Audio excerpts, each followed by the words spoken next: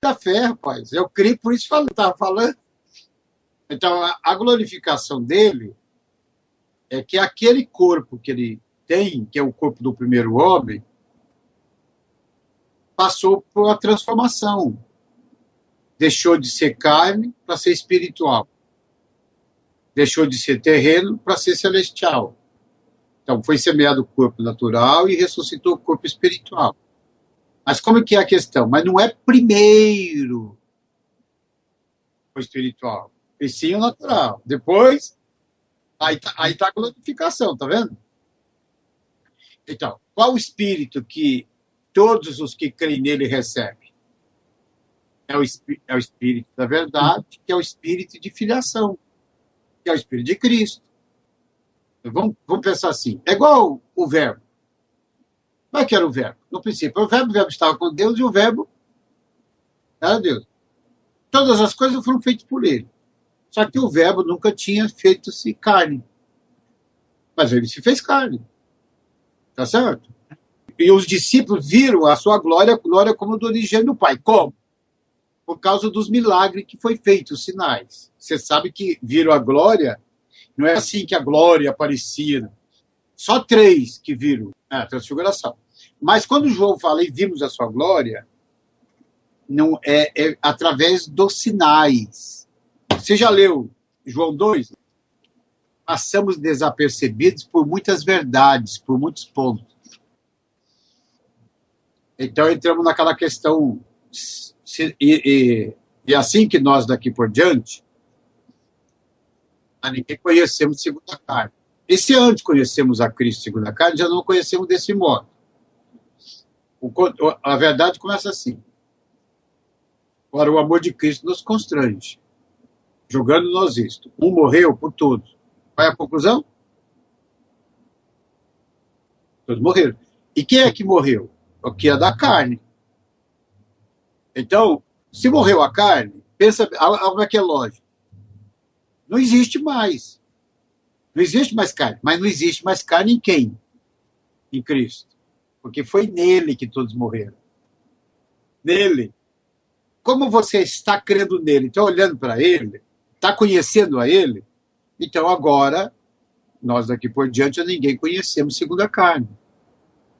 E se antes conhecemos a Cristo, segundo a carne, porque segundo a carne, ele nasceu de mulher, nasceu sob a lei, não é isso?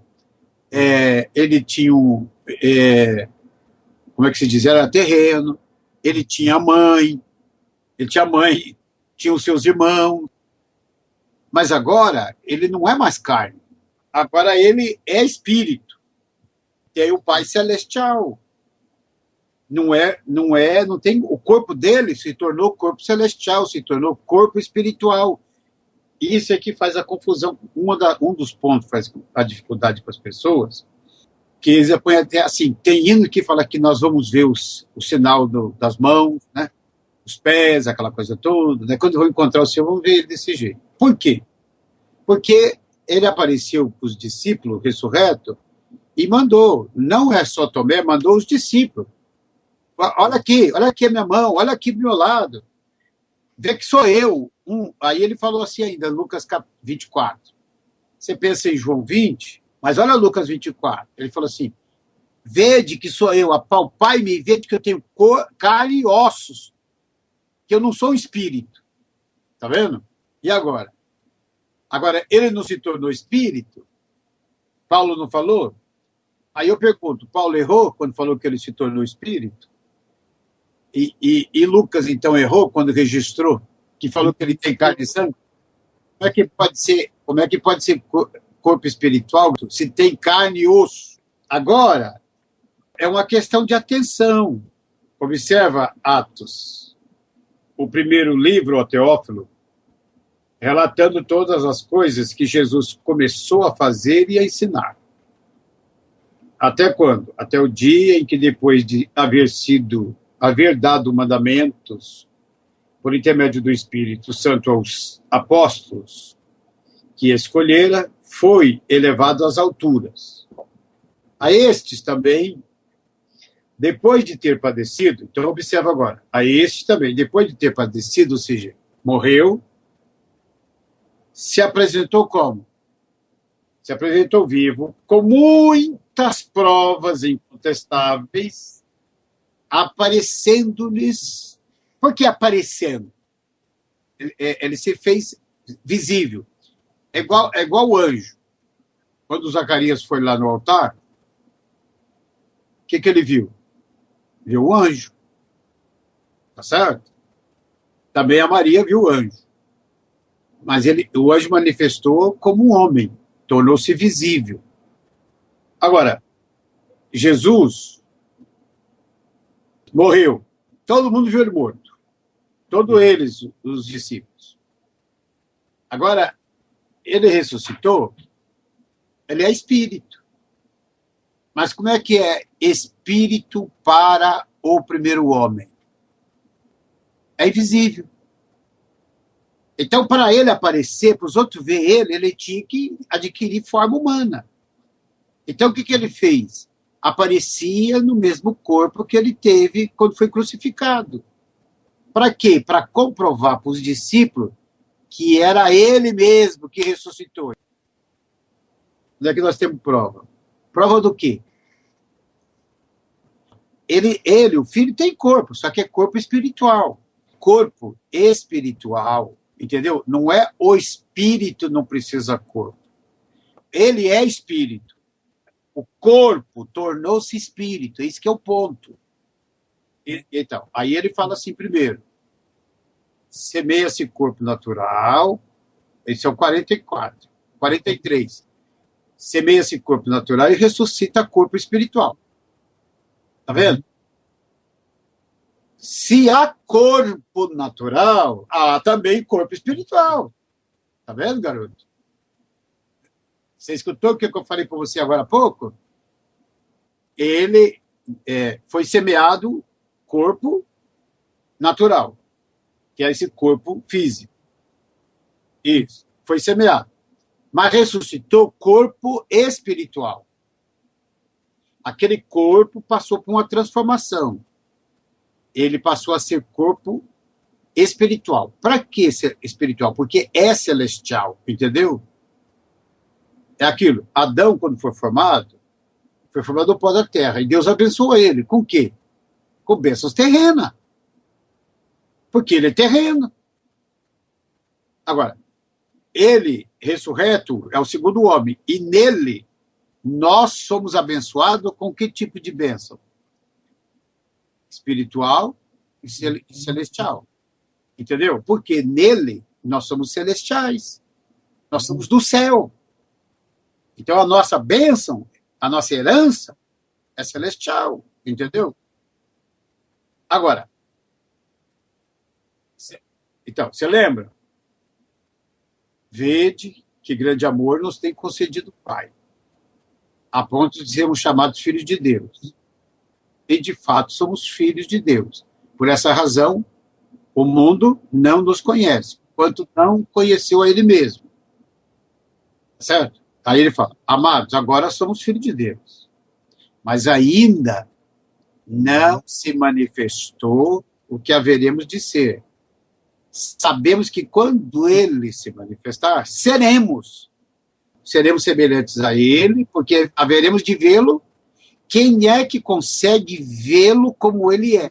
Quem é igual a ele? Quem é igual a ele? É por isso que assim, durante 40 dias e 40 noites, falando das coisas concernentes ao reino de Deus. Agora, olha o 4. E comendo com eles. Olha, se ele manifestou num corpo físico, ele comia com eles.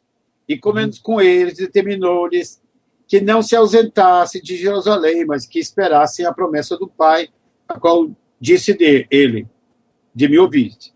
Agora, não pensa que é só esse texto aqui, viu? Não, não é só ele, não. Você quer ver mais? Então vamos para Atos 10. Então Pedro chegou na casa de Cornélio, tá certo? 10, ainda não citei o versículo. Então Pedro, com muita dificuldade, foi para a casa de Cornélio. Por causa do conceito judeu, né? Judeu não se mistura com gentil. Viu? Você viu como é que é as coisas, né? Isso é que é conhecer os outros segundo a carne, tá vendo? Aqui em São Paulo, tem um grupo que é chamado de Congregação Israelita. É, uma coisa assim. Então, teve uma pessoa que vinha nas reuniões e que participou lá. Então, é assim, para eles, Jesus é o Messias. Mas, para um gentil participar lá, ele teria que ser batizado por um judeu, viu? Então, vamos lá, na casa de Cornélio, o que o Cornélio falou para o Pedro? Versículo 33, ele fala assim, portanto, sem demora, mandei chamar-te e fizeste bem em vir. Agora, pois, estamos todos aqui na presença de Deus, prontos para ouvir tudo o que te foi ordenado da parte do Senhor. Quer ver que coisa? E na presença do Senhor. Uma verdadeira reunião é assim, na presença do Senhor, para ouvir o que Deus tem para falar para a gente. Tá vendo? É o ministério do Espírito. Então, aí Pedro diz assim, então falou Pedro dizendo, reconheço por verdade que Deus não faz acepção de pessoas. Pelo contrário, em qualquer nação, aquele que o teme e faz o que é justo, lhe é aceitável. Esse o que é justo é igual fazer o bem, que é fazer aquilo que é correto diante de Deus, é a vontade de Deus. Essa é a palavra que Deus enviou aos filhos de Israel, anunciando-lhes o evangelho da paz, por meio de Jesus Cristo. Este é o Senhor de todos. Vós conheceis a palavra que se divulgou por toda a Judéia, tendo começado desde a Galileia, depois do batismo que João pregou. Como Deus fez o quê? Olha só, ungiu a Jesus de Nazaré, com o Espírito Santo e com poder, o qual andou por toda parte, fazendo o bem e curando a todos os oprimidos do diabo, porque Deus era com ele. E nós, agora observa, aqui que vai chegar o ponto que eu quero chamar a atenção sua. E nós somos testemunha de tudo o que ele fez na terra dos judeus e em Jerusalém, ao qual também tiraram a vida, pendurando-o no madeiro. Tiraram a vida dele, pendurado ele no madeiro. A este ressuscitou Deus no terceiro dia. Concedeu que ele aparecesse. Agora, mas olha a sequência. Ele fosse manifesto a quem? Não a todo o povo, mas as testemunhas que foram anteriormente escolhidas por Deus. Isto é, a nós que comemos e bebemos com ele depois. Outra coisa que você, dentro desse quadro, que você tem que ver, assim, junto, de acordo com o relato de João, vamos pegar o relato de João. Quem foi a primeira pessoa que viu Jesus ressurreto? Maria Madalena. Quantos que creu no que ela falou? Quantos dos discípulos creu no que ela falou? Capítulo 20, versículo 1. No primeiro dia da semana, Maria Madalena foi ao sepulcro de madrugada, sendo ainda escuro, e viu que a pedra estava revolvida. Então, o que ela fez? Então, correu e foi ter com Simão, Pedro, e que os outros discípulos, a quem Jesus amava. E disse-lhes, o que ela disse para eles? Agora observa, saiu, pois, Pedro e o outro discípulo e foram ao sepulcro. Ambos corriam juntos, mas o outro discípulo, que é João, correu mais depressa do que Pedro e chegou primeiro ao sepulcro. E abaixando-se, viu os lençóis, vinho, todavia não entrou. Então Simão Pedro, seguido, chegou e entrou. Ele também viu os lençóis e o lenço que estivera sobre a cabeça de Jesus, e que não estava com os lençóis, mas o lenço foi deixado no lugar à parte. Então entrou também o outro discípulo, que é João, que chegara primeiro ao sepulcro e viu e creu no quê? Tiraram o corpo do Senhor, eu não sei onde que colocaram. Nem ela pensou em ressurreição, nem Pedro pensou em ressurreição, e nem João pensou em ressurreição. Agora, olha o versículo 9 que João vai registrar. Pois ainda não tinham compreendido a Escritura que era necessário ressuscitar ele dentre os mortos.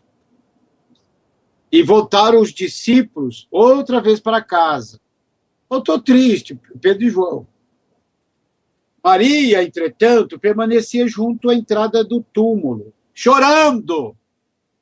Chorando quando o Senhor já ressuscitou. Olha, sem visão, você chora desnecessariamente, rapaz. Enquanto chorava, abaixou-se e olhou para dentro do túmulo.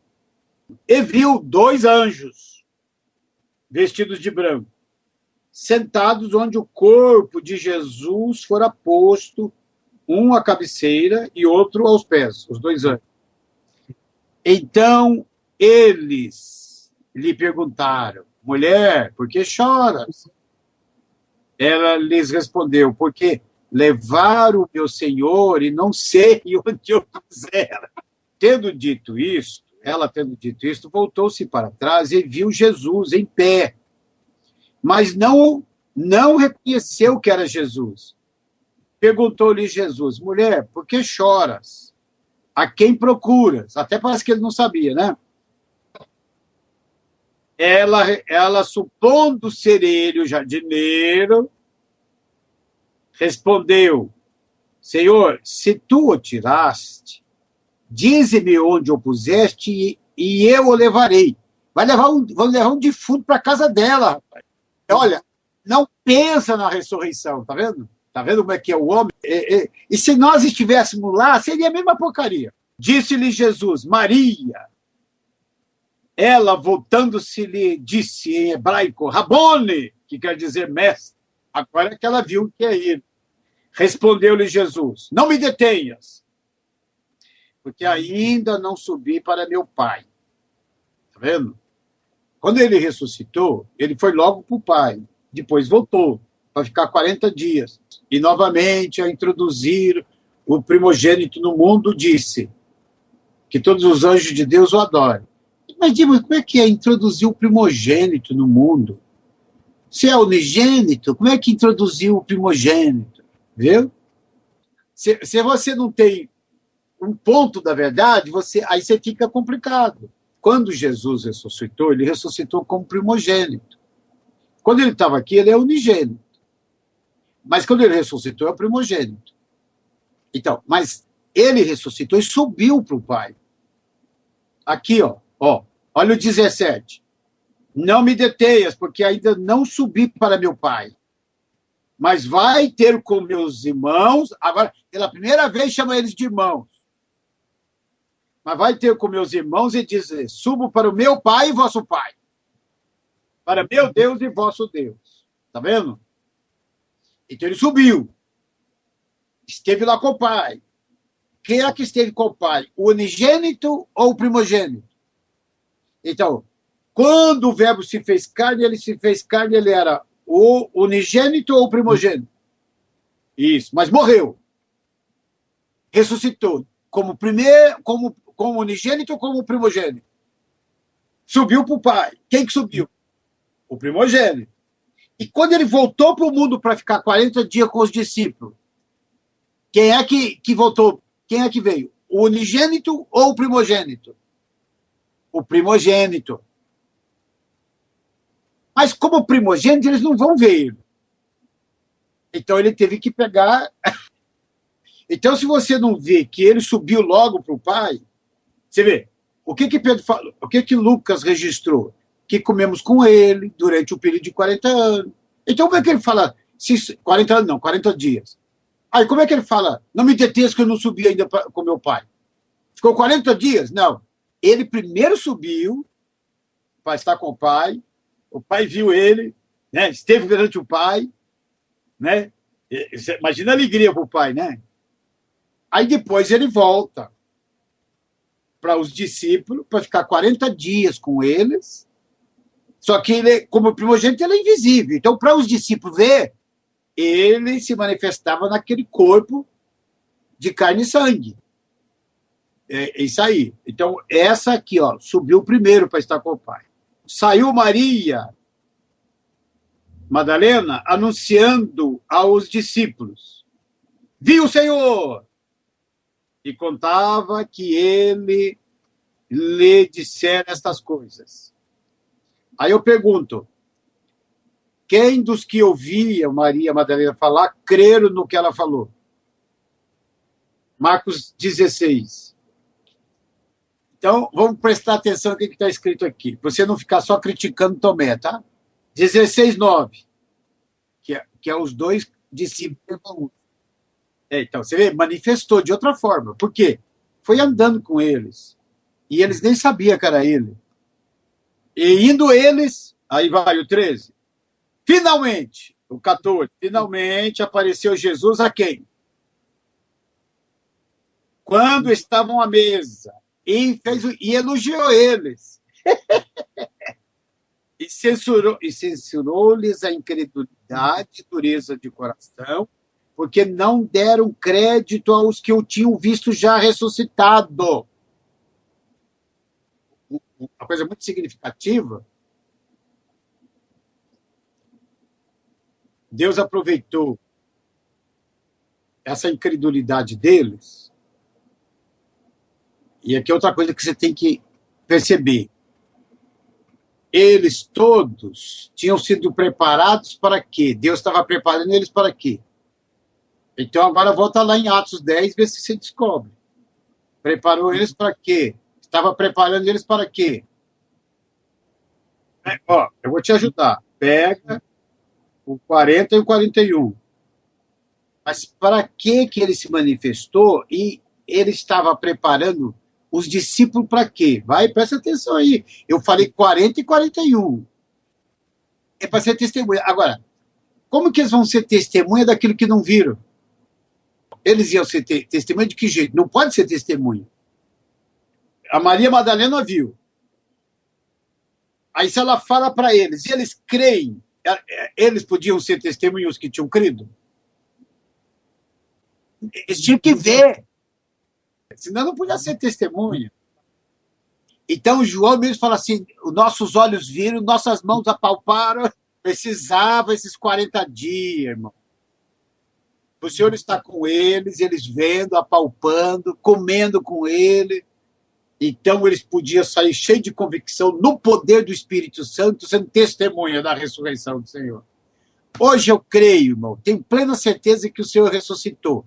Mas não porque eu vi, mas por causa do testemunho deles que está aqui registrado. Aí, para ele aparecer para Paulo, lembra que ele apareceu para Paulo? E o que aconteceu com Paulo quando ele apareceu? E por que ficou cego? Por que nenhum dos discípulos ficaram cegos? Por isso que ele fala assim, 1 Coríntios 15, e por último ele apareceu a mim, como um nascido fora de tempo. Não era mais dentro dos 40 dias, entendeu? Que ele estava aparecendo. Aí ele já tinha subido aos céus e não se manifestou mais naquele corpo terreno, viu, garoto? Então, quando ele veio para Paulo no caminho de Damasco, ele veio com a grande luz. Chegou, Paulo. E era ao meio-dia, o sol estava forte, mas a luz era muito mais forte do que o sol. Quando João viu o Senhor, naqueles 40 dias, viu o Senhor, como é que João ficou? Ficou contente. Mas quando João foi arrebatado em espírito para o dia do Senhor e viu o Senhor, como é que João ficou? Está vendo a diferença? Que ele viu, a visão que ele teve foi em espírito, que ele foi arrebatado em espírito. Mas mesmo assim ele caiu como morto aos pés do Senhor. E Paulo foi uma grande luz. E a luz falou para ele, Saulo, Saulo, por que me persegue? Então Jesus falou assim, eu sou Jesus, a quem tu persegue. Está vendo? E por isso que em Marcos capítulo 16, Jesus, depois que versículo 14, censurou-lhes, apareceu vivo para eles e disse para eles, E disse-lhes: ide por todo o mundo e pregai o evangelho a toda criatura. Quem crer e for batizado será salvo. Então, quem crê no evangelho que eles vão pregar e for batizado será salvo. Quem, porém, não crer será condenado. Estes sinais hão de acompanhar aqueles que creem. Esses sinais. Que sinais? Em meu nome expelirão demônios, falarão novas línguas, pegarão em serpentes, e se alguma coisa mortífera beberem, não lhes fará mal. Se impuserem as mãos sobre enfermos, eles ficarão curados. Então, esses sinais acompanharão aos que creem. Quem são esses aos que creem que os sinais acompanharão? Você vê que o verbo crer aparece duas vezes. Aparece no versículo 16 e aparece no 17. Os que creem e forem batizados, primeira ordem, ide por todo mundo e pregar o evangelho a toda criatura. Para quem? Para quem? Eles quem? As testemunhas. Que um item da pregação é que ele ressuscitou. Agora, nós pregamos com base no testemunho deles. Então, quem crê no evangelho que eles pregavam, o que aconteceria com eles? Quem crê e fosse batizado seriam salvos. Entendeu? Agora, o versículo 16, 17 diz assim: e esses sinais vão de acompanhar aqueles que creem. Quem é aqueles que creem? E esses sinais vão acompanhar eles que creram, tá entendendo? E sai pregando a ressurreição. Você já leu 2 Coríntios 12, 12? Então, os milagres e os sinais eram a credencial das testemunhas. Então, tá vendo?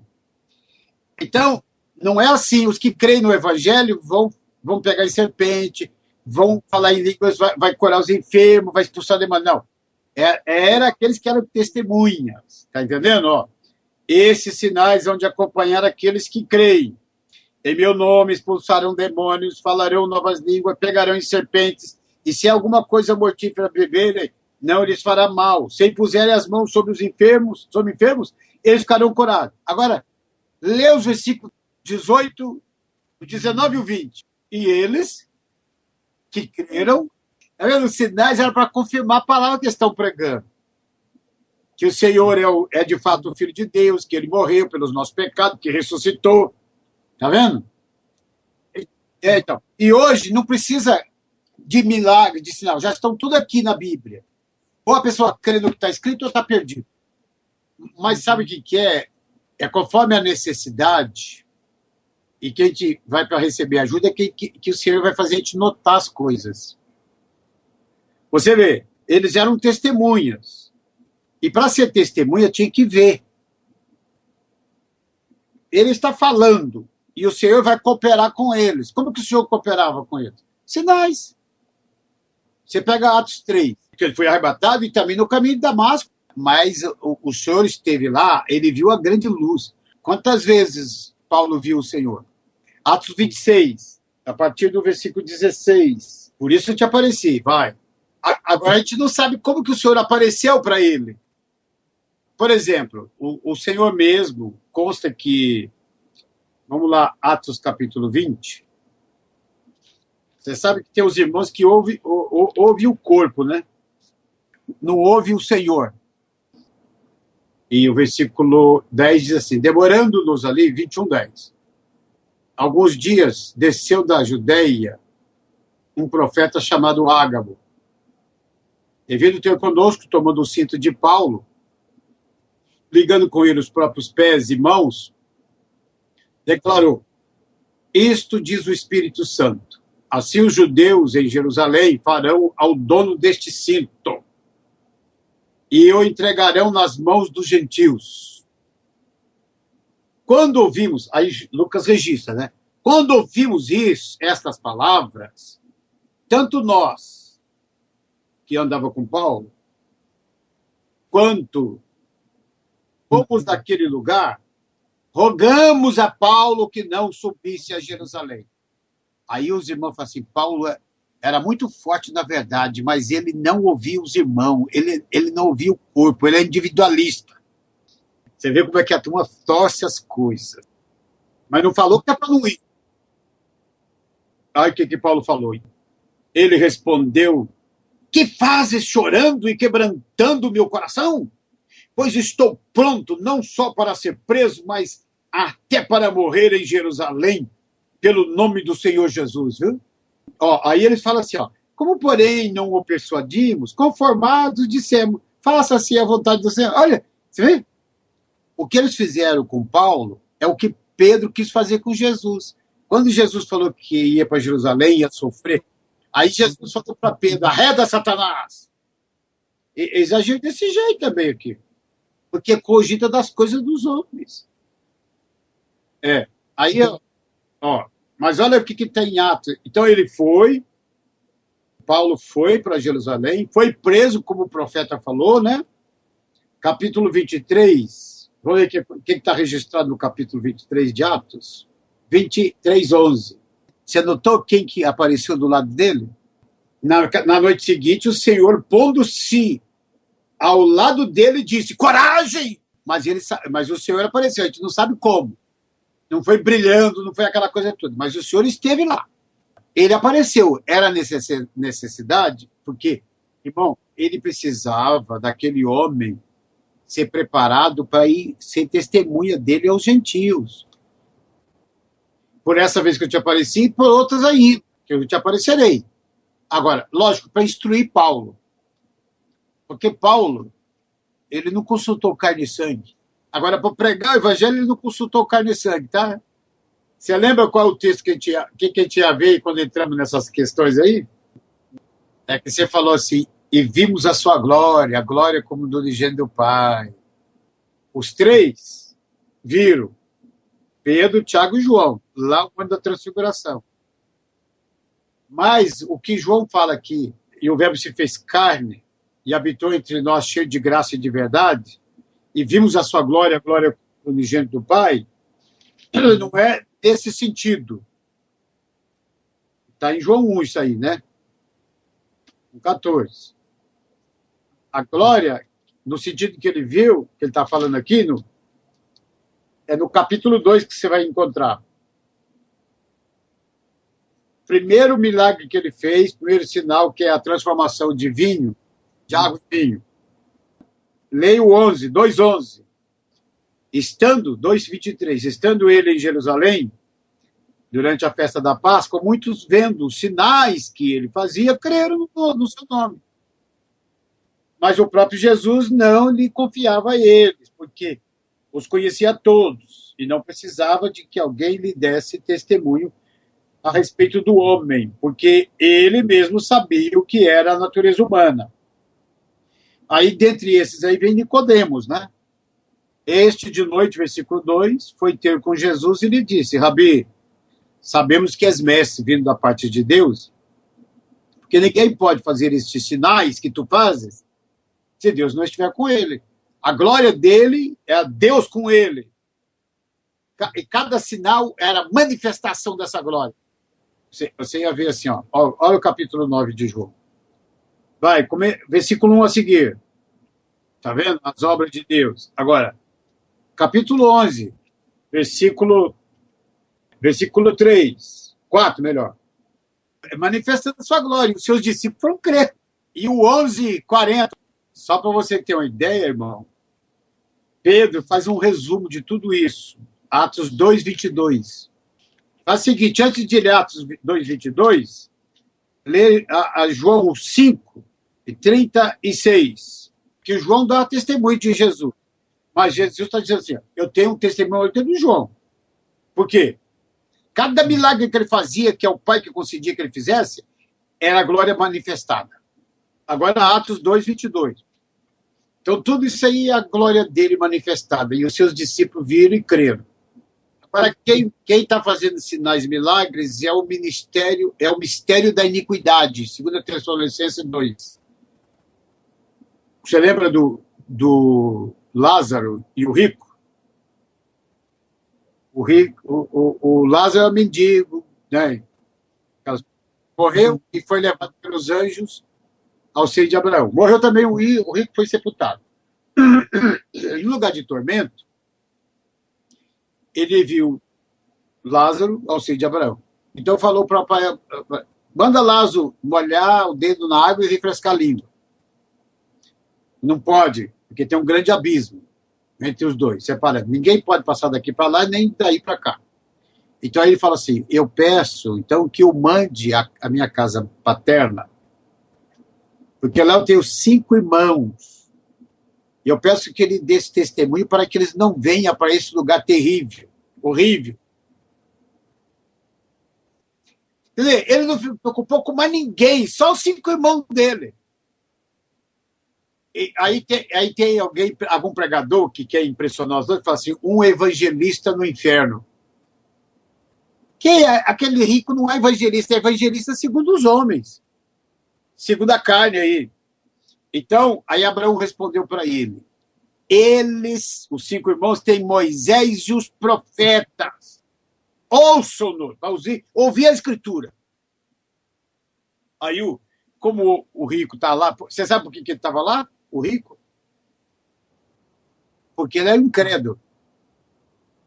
Então, aí ele vai manifestar a incredulidade dele mais ainda. Aí ele fala assim, não, pai Abraão, se alguém dentre os mortos for ter com eles, arrepender-se eu, tá vendo que é sinal.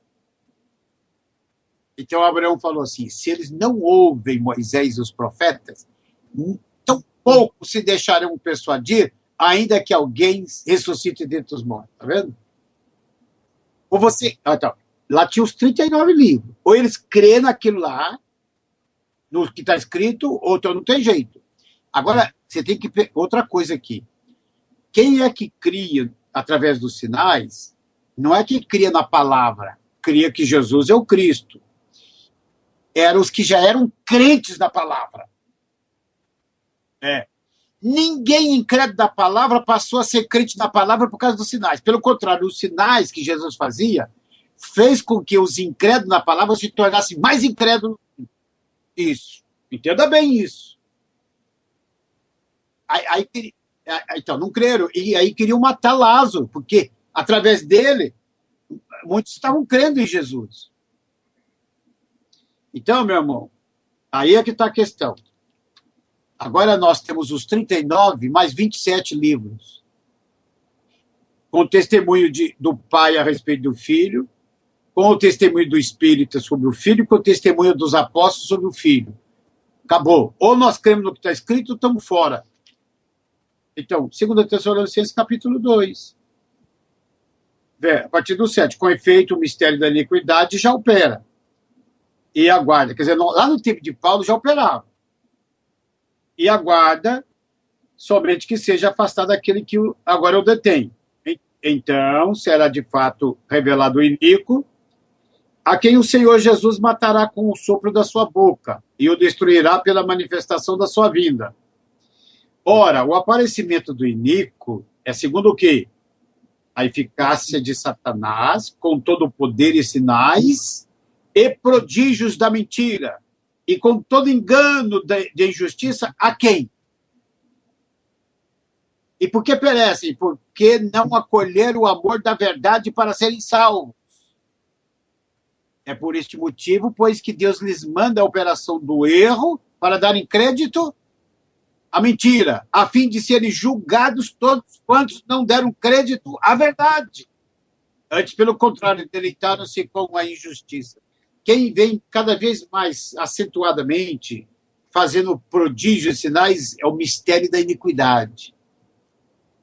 Entendeu? As pessoas não crêem no que está escrito, não crêem em Deus, mas crêem nos milagres, entendeu? Meu filho estava muito doente e o homem do chapéu curou, por isso que eu estou na igreja dele. Então, o Satanás levanta pessoas que fazem. Irmão, por exemplo, na grande tribulação, até a imagem da besta vai fazer milagre, vai fazer cair fogo do céu.